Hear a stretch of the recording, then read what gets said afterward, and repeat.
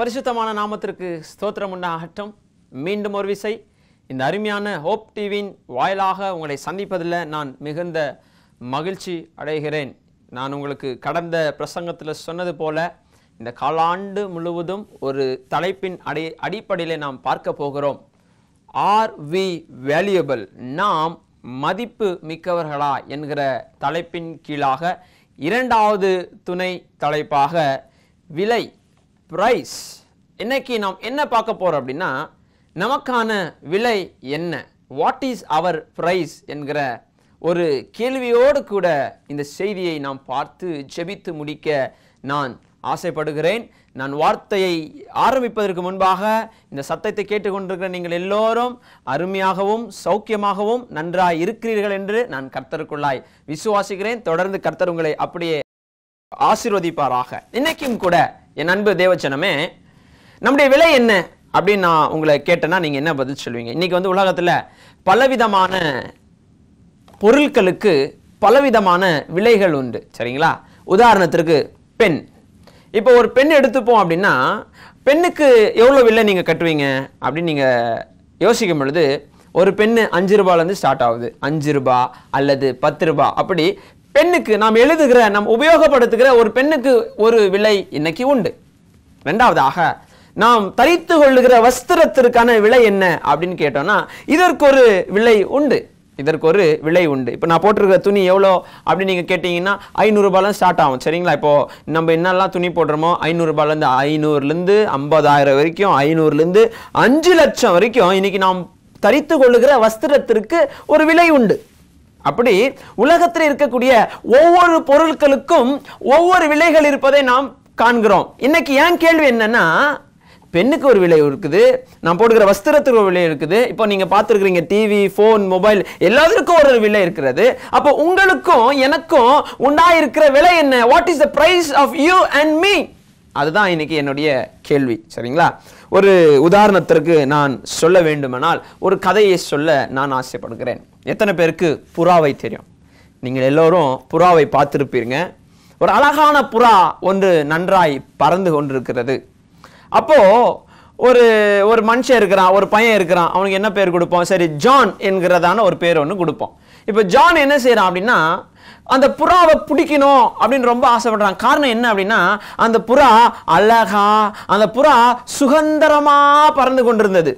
அதனால இந்த ஜான் என்ன பிளான் பண்றான்னா, எப்படியாவது இந்த புறாவை பிடிக்கணும் அப்படின்னு பிளான் பண்றான். இப்போ திடீர்னு ஒரு நாள் அந்த புறா ஒரு மரத்துக்கிட்ட இருப்பதை அவன் கண்ட உடனே குடுகுடுன்னு ஓடி அந்த புறாவை பிடிக்கணும்னு பார்க்குறான். அந்த புறா ஒரே ஒரு செகண்ட்ல எஸ்கேப் ஆயிடுச்சு. அப்படி பலவிதமா மரத்து பின்னாடி ஒளிஞ்சிருந்து பிடிக்க பார்க்கறான், முடியல. எப்படி எப்படியோ பிளான் பண்றான். கடைசி வரைக்கும் இந்த புறாவை அவனால பிடிக்கவே முடியல. இப்போ ரொம்ப கோபம் அடைந்த ஜான், எப்படியாவது இந்த புறா தன்னை பிடிச்சே ஆகணுமே, இதை பிடிக்கல எனக்கு சமாதானம் ஆகாது, இது இவ்வளவு அழகா இருக்குது, இதை நான் பிடிக்கணும், நான் வளர்க்கணும், நான் பார்த்துக்கணுங்கிற ஏதோ கனவுகளை கண்டு அவன் பிடிக்க ஆரம்பித்த போது அவன் யோசிக்கிறான், இந்த புறாவை பிடிக்கணும்னா நான் என்ன பண்ணணும் அப்படின்னு யோசிக்கும் பொழுது அவனுடைய நண்பர்கள் நல்ல ஒரு ஐடியா கொடுக்குறாங்க. புறாவுக்கு தனக்கு பிடித்ததை போட்டுட்டு ஒரு வலையை நீ போட்டுட்ட அப்படின்னா அதுல சிக்கிக்கொள்ளும் அப்படின்னு ஒரு பிளான் கொடுக்குறாங்க. அப்போ என்ன செய்யறான்னா, புறாக்கு என்ன பிடிக்கும்னு பார்க்குறான். நீங்க எல்லாம் சொல்லுங்க பார்க்கலாம், புறாக்கு என்ன பிடிக்கும்? வெரி குட், கரெக்டாக சொன்னீங்க. தானியங்கள், கோதி, அரிசி, பருப்பு, இப்படிப்பட்டவைகளெல்லாம் எதுக்கு பிடிக்கும்? புறாவுக்கு நல்லா பிடிக்கும். இதெல்லாம் போட்டுட்டு வலையை போட்டுட்டு எப்படா இந்த புறா வரும் என்கிறதான அவன் காத்துனே இருக்கிறான். புறா வந்துச்சு, ஸ்லோவாக மெதுமெதுவாக வந்துட்டு அங்கே போட்டிருக்கிற விதைகளை அது புசிக்க ஆரம்பித்த உடனே அவன் காத்திருந்து எப்போ அது வலைக்குள்ளே போச்சோ உடனே அந்த வலையை பிடிச்சி எடுத்துட்டு அந்த புறாவை அவன் பிடிச்சிட்டான். இப்போ புறாவுக்கு ஒரே பயம், நான் மாட்டிக்கினேன்னு. ஆனால் அந்த ஜானுக்கு ஒரு பெரிய சந்தோஷம். ஆஹா, எத்தனை நாளாக நான் காத்துனுந்தேன், நான் பிடிச்சிட்டேன்னு சந்தோஷமாக அதை எடுத்துன்னு அவன் வீட்டுக்கு போகிறான். வீட்டுக்கு போயிட்டு ஒரு கூண்டு பண்ணிவிட்டு அந்த கூண்டில் விட்டுட்டு அவங்க ஃப்ரெண்ட்ஸ் எல்லாம் கூப்பிட்றான். பார்த்தீங்களா, நான் இத்தனை நாளாக பிரயாசப்பட்டு இருந்தேன், இத்தனை நாளாக ட்ரை பண்ணேன், நான் புறாவை பிடிச்சிட்டேன்னு ஜாலியாக பிடிச்சின்னு விளையாடி நிற்கிறான். நாட்கள் போக போக அந்த புறா மேலே என்ன ஆகிடும்? இன்ட்ரெஸ்ட் கம்மியாயினே இருக்கும். இன்ட்ரெஸ்ட் கம்மியாயிடுச்சு. இப்போ என்ன செஞ்சுட்டாங்கன்னா அவங்க ஃப்ரெண்ட்ஸ் எல்லாம் வராங்க போகிறாங்க பார்க்குறாங்க. அப்போ அப்படியேப்பட்ட ஒரு சூழ்நிலையில் இவங்க டைம் பாஸ் ஆகணும்னு என்ன பண்ணுறாங்கன்னா ஒரு ஷார்ப்பான ஊசி, ஒரு கூர்மையான ஊசி எடுத்து அந்த புறாவை இப்படி லைட்டாக அப்படி குத்தி பார்க்குறாங்க. குத்தும் போது புறா துடிக்குது. அந்த துடிப்பை பார்த்து இவனும் இந்த ஜானும் அவருடைய சகோதரர்களும் ஒரு மாதிரி சந்தோஷப்படுறாங்க. ஆஹா, இப்படி குத்துனா துடிக்குதே, அப்படி குத்துனா துடிக்குதுன்னு அந்த கூர்மையான ஊசியில் அங்கங்கே குத்த ஆரம்பிக்கிறாங்க. குத்த அது துடிப்பதை இவங்க என்ன செய்கிறாங்கன்னா கண்டு ஒரு மாதிரி மகிழ்ச்சி அடைகிறாங்க. மகிழ்ச்சி அடைய திடீர்னு பார்த்தீங்கன்னா புறாக்கு எங்கெங்கும் ரத்தம் வடிய ஆரம்பித்தது. இப்போ புறாக்கு ரத்தம் வடிந்து கொண்டிருக்கும் பொழுது வடிய நாட்கள் செல்ல என்ன செய்யணும்னா நாற்றம் அடிக்க ஆரம்பிக்கும். இப்போ ஜான் பார்க்குறான், ஒரே நாத்தம், ஒரே வாசனை, இந்த புறாக்கு எங்கெங்கேயும் சிவு ஒழுகுது. அதை பார்த்துட்டு இனிமேல் வீட்டில் இருந்தால் இது நாரி போயிடும், இதை என்ன செய்யணும் அப்படின்னா என்ன பண்ணணும் அப்படின்னு யோசனையாக இருக்கிறான். யோசனை இருக்கும்போது ஒரு யோசனை வருது, நம்ம பெரியப்பா வீட்டில் ஒரு நாய் இருக்குது, அந்த நாய்க்கு உணவை கொடுத்துடலாமா அப்படின்னு பிளான் போடுறான். பிளான் போட்டுட்டு அந்த ரத்தத்தோடு இருக்கிற காயப்பட்டிருக்கிற அந்த புறாவை அவன் எடுத்துக்கொள்கிறான். அந்த புறாவை எடுத்துக்கின்னு அவன் என்ன பண்ணுறான்னா நேராக அவங்க பெரியப்பா வீட்டுக்கு போகிறான். போய் கொண்டிருக்கிற வேலையில் வழி அருகில் யாரை பார்க்குறான் அப்படின்னா அவன் நண்பர்களெல்லாம் பார்க்குறான். நண்பர்கள் கேட்குறாங்க, ஜான் எங்கப்பா போகிற? இந்த மாதிரி புறாக்கு இப்படி ஆயிடுச்சு, அதனால் வீட்டில் இருந்தால் வாசனை அடிக்கும், இதை எடுத்துன்னு போயிட்டு எங்கள் சித்தப்பா வீட்டில் இருக்கிற அந்த நாய்க்கு பக்கத்தில் எங்கள் பெரியப்பா வீடு இருக்குது, சித்தப்பா வீட்டில் இருக்குது, பெரியப்பா வீட்டில் இருக்குது, பெரியப்பா வீட்டில் இருக்கிற நாய்க்கு நான் விசேஷத்தனமாக கொடுக்கணும் அப்படின்னு இந்த புறாவை எடுத்துன்னு போகிறாரு. எடுத்துன்னு போகும்போது அவர் ஆன் த வே வழி அருகே போய் கொண்டிருக்கும் பொழுது திடீர்னு வழியில் அவங்க தாத்தா, ஜானுடைய தாத்தா அதை பார்க்கிறார். பார்த்துட்டு ஜான் எங்கே போகிற, என்னது கையில்? அப்போ இவர் சொல்கிறாரு, தாத்தா இப்படி ஒரு புறா பிடிச்சிட்டு வந்தேன், இந்த புறாவை பிடிச்சிட்டு வந்ததுனால ஃப்ரெண்ட்ஸ் எல்லாம் இப்படி பண்ணிட்டாங்க, இப்போ இது ரத்தமாக்குது, இது காயமாக இருக்குது, இது எப்படியாவது பிடிச்சிட்டு போய் நான் என்ன செஞ்சிடணும், நான் நாய்க்கு போட்டுறணும் அப்படின்னு பிளான் பண்ற தாத்தான உடனே தாத்தா கேட்கிறாரா, ஜான் அப்படி பண்றது தப்புப்பா, நீ என்ன செய்ய, அந்த புறாவை என்கிட்ட கொடுத்துரு, நான் அதை சரிப்படுத்துறேன் அப்படின்னு தாத்தா சொல்றாராம். உடனே ஜான் சொல்றாரு, நோ தாத்தா நான் கொடுக்க மாட்டேன், என்னால முடியாதுன்றான். அப்ப தாத்தா கேட்கிறாரு, ஏன் ஜான் இப்படி பேசுற, என்னாச்சு? தாத்தா உனக்கு தெரியுமா நான் எவ்வளவு கஷ்டப்பட்டு இந்த புறாவை பிடிச்ச, உனக்கு தெரியுமா அது பின்னாடி எவ்வளவு கஷ்டம் இருக்குது, எனக்கு தான் தாத்தா தெரியும், நான் கொடுக்க மாட்டேன் அப்படின்னு ஜான் சொல்றாரு.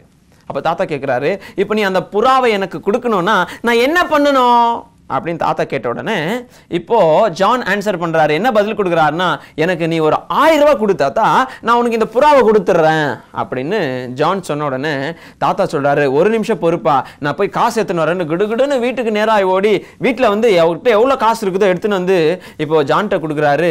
எண்ணி பார்த்தா 960 ரூபாய் இருக்குது. எவ்வளோ இருக்குதுங்க? 960 ரூபாய் ஜான்கிட்ட கொடுக்குறாரு. உடனே ஜான் சொல்றாரு, இல்ல தாத்தா நான் உங்ககிட்ட கேட்டது 1000 ரூபாய், நீ 1000 ரூபாவை கொடுத்தா நான் என்ன தரேன், இந்த புறாவை தரேன், இல்லைன்னா நான் எடுத்துட்டு போயிடுறேன் அப்படின்னு பிளான் போட்டுட்டு அந்த 960 ரூபாவை தான் தாத்தா கையில கொடுத்துட்டு அவன் நேரா அவங்க பெரியப்பா வீட்டுக்கு போயிட்டு அந்த நாய்க்கு உணவா கொடுக்க போய் கொண்டிருக்கிறான்.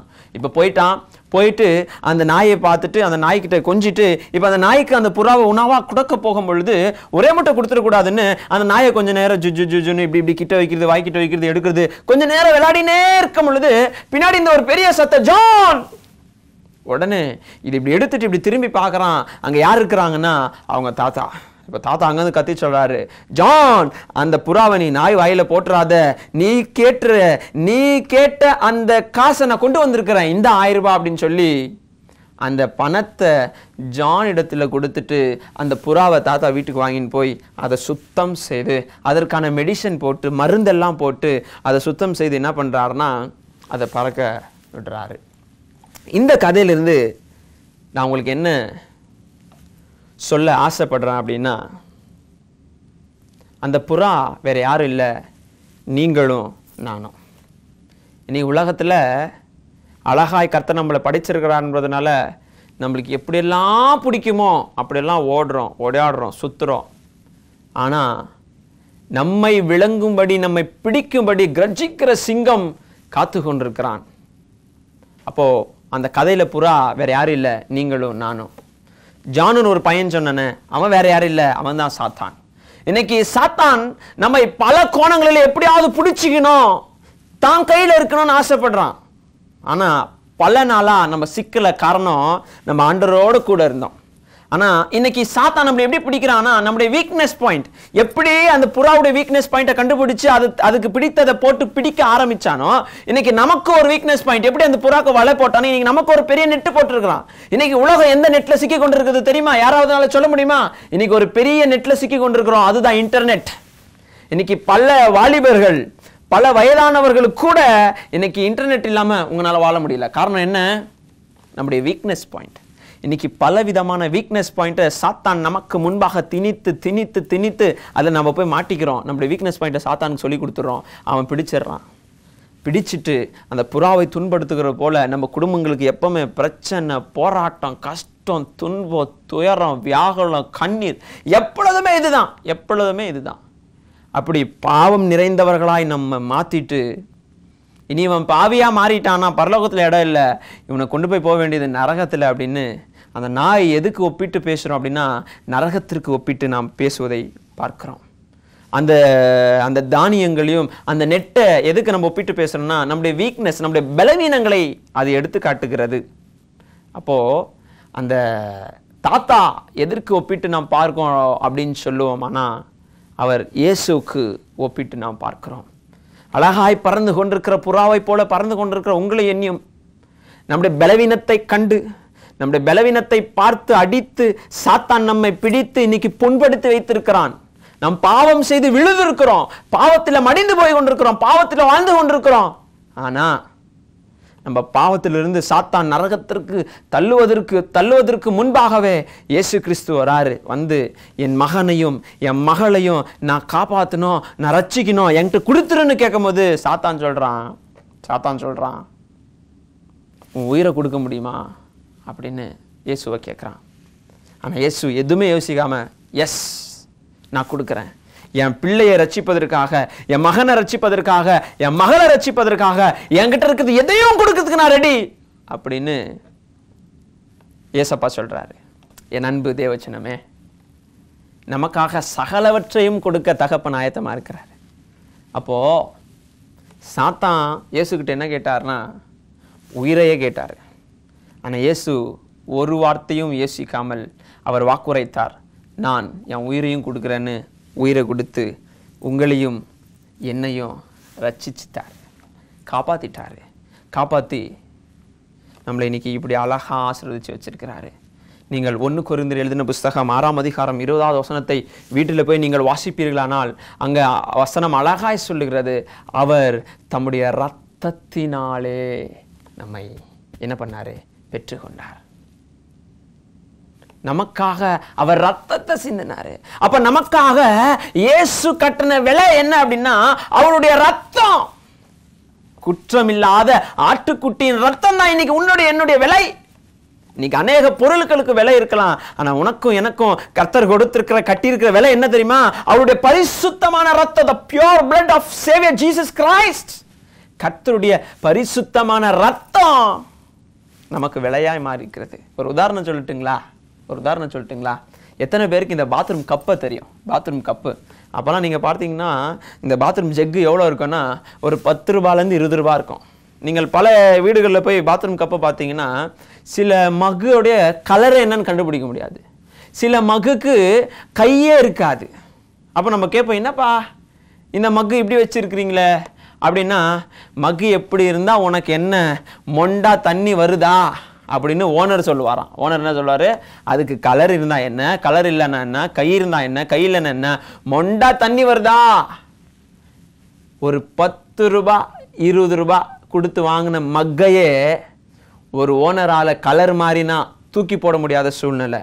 இல்லை அது அந்த பிடிச்சிக்கிற அந்த கைப்பக்கம் உடஞ்சிச்சானாலும் மொண்டா தண்ணி வருதுப்பா, இது போதுன்னு யூஸ் பண்ண முடியும் அப்படின்னு ஒரு 10-20 ரூபா கொடுத்து வாங்குற ஒரு மக்கையே ஒரு ஓனரால தூக்கி போட முடியலன்னா, இன்னைக்கு உங்களையும் என்னையும் விலக்கரமான விலையேறப்பட்ட ரத்தத்தை உனக்கும் எனக்கும் சிந்தி நம்மை ரத்தத்தை கொடுத்து பெற்றுக்கொண்ட ஆண்டவர் எப்படிங்க தூக்கி கலாசுவாரு? எப்படிங்க கைவிடுவாரு? சாதாரணமான ஒரு மக்கு, சாதாரணமான ஒரு ஜக்குங்க, 10 ரூபாய் 20 ரூபாய் தான் இருக்கு, அவ்வளவுதான். அதையே ஒருவரால தூக்கி போட முடியல, அதையே பிரயோஜனப்படுத்த முடியும் அப்படின்னா இன்னைக்கு உன்னையும் என்னையும் ரத்தத்தால விலை கட்டின கர்த்தராகி இயேசு கிறிஸ்துவினால பிரயோஜனப்படுத்த முடியாதோ? முடியுங்க. ஆனா பிரயோஜனப்படுத்த எத்தனை பேர் இடத்தை கொடுத்துருக்கிறீங்க? நம்ம இடத்தை கொடுக்கணுங்க. இன்னைக்கு யாருக்கு இடத்தை கொடுத்துருக்குறோன்னா, இயேசுக்கு இல்லை சாத்தானுக்கு. இயேசுக்கு இல்லை சாத்தானுக்கு. அநேக இடங்களை கொடுத்து கொடுத்து கொடுத்து சாத்தானுக்கு, சாத்தானுடைய வலையில சிக்கி கொண்டு இன்னைக்கு எவ்வளவோ கஷ்டப்படுறோம், துன்பப்படுறோம், துயரப்படுறோம்.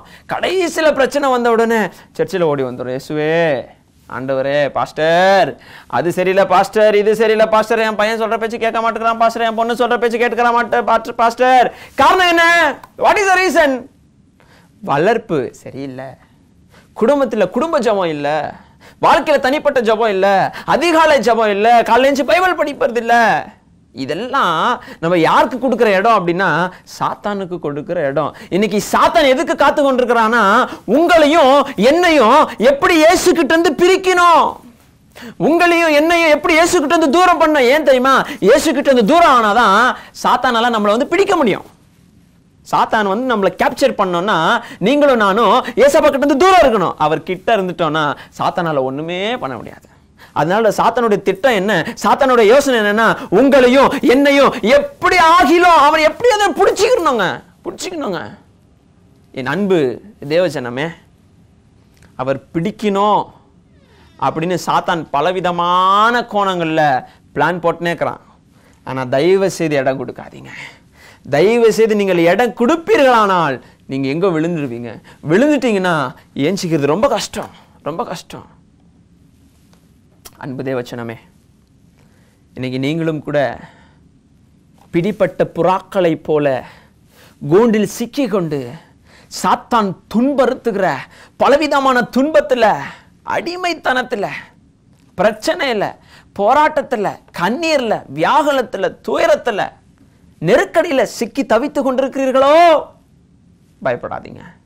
இயேசு என்கிற நம்முடைய கர்த்தராகிய இயேசு கிறிஸ்து இன்னும் ஜீவனோடு இருக்கிறாரு. Just surrender your self. நீங்க உங்களை கர்த்தரிடத்துல ஒப்பு கொடுத்தீங்கன்னா உங்களை அவர் எந்த விதத்திலும் ரட்சிக்க வல்லவரா இருக்கிறாரு. ஆனா தாத்தா கிட்ட ஒரு குணத்தை பார்த்தீங்களா? அவர் புறாவை பிடிச்சிட்டு நான் ரத்தத்தை கொடுத்தேன், ஏன்னா அவன் கேட்ட காசை கொடுத்துட்டு நான் வாங்கிட்டேன் என்பதனால அவர் போய் மறுபடியும் கூண்டில் வச்சு அவர் வளர்க்கலங்க. அவர் அதை சுத்தப்படுத்தி தனக்கு தேவையானது எல்லாவற்றையும் செய்து மறுபடியும் சுதந்திரமா பறக்க விடுறாரு. அப்படிதான் இயேசு கூட நம்மளை ரட்சித்துட்டு நம்மளுக்கு ஒரு வட்டத்தை போட்டுட்டு நீ இந்த வட்டத்துல தான் இருக்கணும்னு அவர் சொல்லவே இல்லை. நீ சுதந்திரமா இரு, ஆனா எல்லாம் நன்மையை செய், நல்லது செய். உன் வாழ்க்கைக்கு எது நல்லது, உன் குடும்பத்திற்கு எது நல்லது, உனக்கு எது நல்லது, எது நல்லதையோ நீ நல்லதையே செய்து வருவாயானால், நீ நன்மையே செய்து வருவாயானால் நீ நன்மையை மாத்திரம்தான் புசிப்பாய். இன்னைக்கு அநேகர் எப்படி தெரியுமா, நன்மையை புசிக்கணும்னு ஆசைப்படுவாங்க, ஆனால் நன்மை செய்ய ஆசைப்பட மாட்டாங்க. நன்மை செய்யாதவனுக்கு நன்மை எதிர்பார்க்க எப்படி தகுதி இருக்குது? there is no any right. நீங்க தகுதியா கூட இருக்க முடியாத. நன்மை செய்ய பழகுங்கள், நன்மை உங்களை தேடி வரும். இன்னைக்கு நன்மை செய்ய கற்றுக்கொள்ளுங்க. இன்னைக்கு கூட இந்த கதையிலிருந்து நீங்க என்ன கத்துக்குனீங்க அப்படின்னா, நான் உங்களுக்கு தெளிவா சொல்ல ஆசைப்படுறேன். கிறிஸ்தவர்களே, இந்த சத்தத்தை கேட்கிறவர்களே, தேவ ஜனங்களே, நல்லா கவனிங்க. இயேசு தன்னுடைய விலையேறப்பட்ட ரத்தத்தை நமக்கு விலை கொடுத்து கட்டி இருக்கிறாரு, விலை கொடுத்து நம்மை வாங்கி இருக்கிறாரு. நீங்க இன்னைக்கு விலை கொடுத்து வாங்கின பொருளை சும்மா இன்னொருத்தர் கூட நான் கொடுப்பீங்களா? இல்ல விலை கொடுத்து வாங்கின பொருளை சும்மா குப்பையில போடு நான் போடுவீங்களா? அற்ப காரியங்களை விலை கொடுத்து வாங்கின, பணத்தால வாங்கின ஒரு காரியத்தை உங்களால தூக்கி போட முடியல அப்படின்னா, ரத்தத்தை கொடுத்து உங்களை இன்னும் வாங்கியிருக்கிறாருங்க. அவர் தான் நம்முடைய நேச தகப்பன், நம்முடைய கர்த்தராக இயேசு கிறிஸ்து. ரத்தத்தை சிந்தினாரு, நம்ம வாங்கினாரு, நமக்கு ஒரு மதிப்பை கொடுத்துருக்கிறாரு, நமக்கு ஒரு விலையை கட்டி இருக்கிறாரு. அந்த விலையை தயவு செய்து யாரும் குலைச்சல் படுத்தாதீங்க. அந்த விலையை நீங்கள் குலைச்சல் படுத்தாதபடி என் அன்பு விசுவாசிகளே, நீங்கள் செய்ய வேண்டியதெல்லாம் ஒன்றே, கர்த்தருக்காக பிரயாசப்படுங்கள். கர்த்தர் உங்களுக்காக சகல காரியங்களை செய்ய ஆயத்தமா இருக்கிறாரு. இன்னைக்கும் நீங்க எங்க இருந்து சத்தத்தை கேட்டுக்கொண்டிருந்தாலும் சாத்தானுடைய ஒரே ஒரு வேலை, உங்களை எப்படி பிடிக்கணும், உங்களை எப்படி நாசனமாக்கணும், உங்களை எப்படி வளர விடாம பண்ணணும், உங்களை எப்படி அழிக்கணும் தான் நினைக்கிறான். ஆனால் ஏசப்பாவோட இன்டென்ஷன் அது கிடையாது. உன்னை எப்படி ஆசீர்வதிக்கணும், உன்னை எப்படி உயர்த்தணும், உன்னை எப்படி கழுவணும், உனக்கு எப்படி நன்மை செய்யணும், உன்னை எப்படி நான் காப்பாற்றணும், உன் கூட நான் எப்படி இருக்கணும், உன்னை அதிசயமா எப்படி நடத்தணும், உனக்கு நன்மையும் கிருபையும் ஆசீர்வாதமும் இரக்கமும் எல்லாவற்றையும் ஒன்று மேல் ஒன்று மேல் ஒன்று மேல் உனக்கு எப்படி செய்யணும்னு காத்துனே இருக்கிறாரு. நமக்காய் காத்து கொண்டிருக்கிற இயேசுக்காக ஓடுகிறீர்களோ அல்லது நம்மை அழிக்க வேண்டும், நம்மை நிர்மூலமாக்க வேண்டும் என்று நினைத்து கொண்டிருக்கிற சாத்தானுக்கு உலகத்தின் பூர்வமாக இடம் கொடுத்து கொண்டிருக்கிறீர்களோ? கிறிஸ்தவர்களே, சகல காரியத்தையும் எடுத்து விடுங்கள், கிறிஸ்துவுக்காக ஓடுங்கள். இன்னைக்கு ஆண்டவர் சொல்றாரு, நீ மதிப்புக்குரியவன், நீ மதிப்புக்குரியவன், நீ மதிக்கப்பட்டவன், நீ மதிக்கப்பட்டவள். காரணம், என்னுடைய விலையேறப்பட்ட திரு ரத்தத்தை உனக்கு நான் விலை கொடுத்து வாங்கியிருக்கிறேன். நீ ஏன் குமாரன், நீ ஏன் குமாரத்தி, நான் உன்னோடு இருப்பேன், உன்னை நான் ஆசீர்வதிப்பேன். இன்னைக்கு நம்முடைய விலை என்ன என்பதை நாம் பார்த்தோம். நம்முடைய விலை வேறு எதுவும் அல்ல, நமக்காய் கர்த்தர் சிந்தின அந்த திரு ரத்தம். அந்த சிந்தப்பட்ட ரத்தத்தை நாங்கள் அற்பமாய் எண்ணாமல் அதில் பலன் கொள்ளுவோம். கர்த்தர் நம்மை ஆசீர்வதிப்பாராக. கண்களை மூடி நேசிக்கிறதான எங்கள் ஜீவனுள்ள நல்ல தகப்பனே, உங்களுடைய அருமையான நேசத்திற்காக கோடா கோடி ஸ்தோத்திரம் அப்பா. நாங்கள் அற்பர்களாகவும் குப்பைகளாகவும் எங்களை விலை கட்ட முடியாத அபாத்திரமான பாத்திரங்களாய் நாங்கள் இத்தனை நாளாய் வாழ்ந்து கொண்டிருந்தோம். எங்களுக்கெல்லாம் ஒரு விலை உண்டா அப்படின்னு அற்பமா இருந்தோம்ப்பா. ஆனால் இன்னைக்கு ஒரு வார்த்தை வீதமாய் வந்தது. உலகத்தில் இருக்கக்கூடிய அநேக பொருட்களுக்கு ஒரு விலை இருக்கலாம், எங்களுக்கு விலை இல்லைன்னு நினைச்ச போது சூழ்நிலையில் நீங்க சொல்லிங்க, அதை விட எவராலையும் விலை கட்ட முடியாத ஒரு பெரிய பாக்கியமான விலையை நான் உனக்கு வச்சிருக்கிறேன், அதுதான் என்னுடைய திரு ரத்தம் அப்படின்னு வாக்கு கொடுத்தீங்களப்பா. நீர் எங்களுக்காய் சிந்தப்பட்ட ரத்தத்திற்காய் கோடா கோடி ஸ்தோத்திரம் அப்பா. சிந்தப்பட்ட ரத்தத்தை நாங்கள் மனதில் வைத்து கொண்டு சாத்தானுக்கு எந்த மாதிரி சூழ்நிலையில் இடம் கொடுக்காதபடி உமக்காய் ஓடவும் பின் செல்லவும் உம்முடைய ஆசீர்வாதத்தை பெற்றுக்கொள்ளவும் நாங்கள் சாட்சியாய் உமக்காகவே நிற்க உம்முடைய நாமத்தை மகிமைப்படுத்த கர்த்தர் நீங்க கிருபை பாராட்டுங்கப்பா. எப்பொழுதும் எந்நேரமும் நீங்கள் பெருகணும், நாங்கள் சிறுகணும். இந்த சத்தத்தை எங்கிருந்தும் எந்த இடத்திலிருந்தும் கேட்டுக்கொண்டிருக்கிற ஒவ்வொரு பிள்ளைகளுக்காய் நான் செபிக்கிறேன். உம்முடைய ஆணி பாய்ந்த வல்லமையான கரம் எல்லா பிள்ளைகளை தொடட்டும். கர்த்தர் நீர் ஆசீர்வதிப்பீராக. நீர் சிந்தப்பட்டின ரத்தத்திற்காய் கொடா கொடி ஸ்தோத்திரம். தொடர்ந்து வழி நடத்துங்க, ஆசீர்வதிங்க. இயேசு கிறிஸ்துவின் நாமத்தினால் செபிக்கிறோம் எங்கள் நல்ல பிதாவே, ஆமேன். என் ஆத்துமாவே கர்த்தரை ஸ்தோத்திரி, என் முழு உள்ளமையோட பரிசுத்த நாமத்தை ஸ்தோத்திரி. என் ஆத்துமாவே கர்த்தரை ஸ்தோத்திரி, கர்த்தர் செய்த சகல உபகாரங்களையும் மறவாதே. ஆமேன், ஆமேன். Praise the Lord. கர்த்தர் உங்களை ஆசீர்வதிப்பாராக. Praise the Lord.